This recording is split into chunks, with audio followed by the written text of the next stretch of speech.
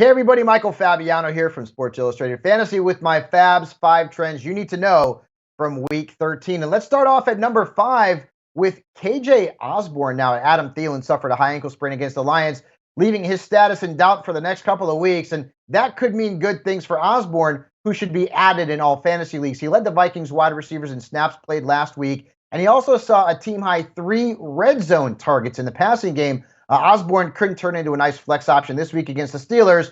And if Thielen misses more time, he could be valuable during the fantasy postseason. At number 4, let's talk about James Robinson. I mean, he's dealing with heel and knee injuries, and it really seems to be affecting his playing time. Now, he did start against the Rams, but he fumbled on the first drive and was held out of action for 22 minutes after that. He then split touches with Carlos Hyde the rest of the game. And Coach Urban Meyer later admitted that Robinson probably shouldn't have been played late in a blowout game. Thanks a lot there, Urban. All told, Hyde actually played 3 more snaps and had more touches in this game. And if that trend continues, James Robinson's going to be very tough to trust from a fantasy perspective.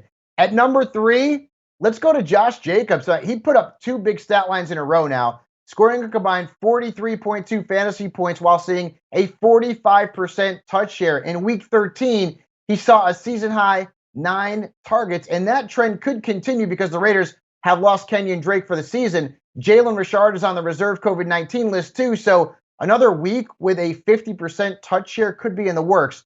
Jacobs is a very strong RB2 for this week against the Chiefs.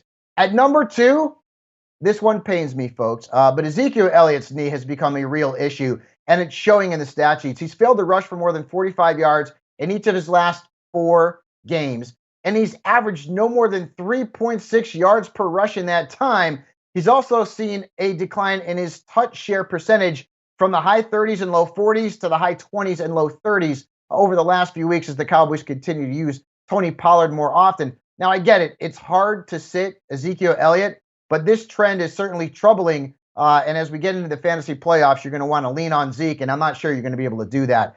And at number 1, Patrick Mahomes. I mean, where have you gone, Mahomes? I mean, I get it. It's not Joe DiMaggio, but you guys get the gist. Mahomes has failed to score more than 14 fantasy points in 5 of his last 6 games. In that time, he has scored 88.5 fantasy points.